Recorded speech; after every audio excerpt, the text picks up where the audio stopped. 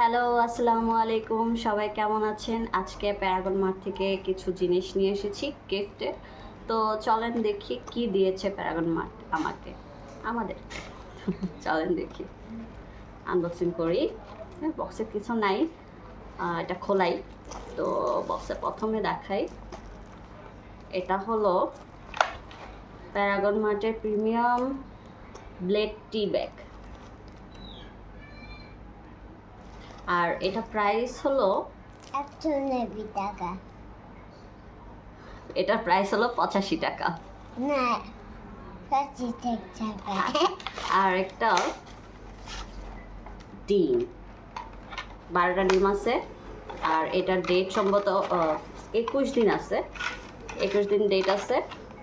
আর এটার সবগুলা প্রাইস তো তেমন দেওয়া নাই ডিমের প্রাইসটা। খুলে দাও। এখন দেখি, নাই প্রাইস আমি দেখতেছি না। ও আচ্ছা, 265 টাকা এটা প্রাইস। 12টা দিয়েছে। খুলে দাও। দাঁড়াও, এটা ডিম, এটা খোলা যাবে না। তারপরে আরেকটা আছে,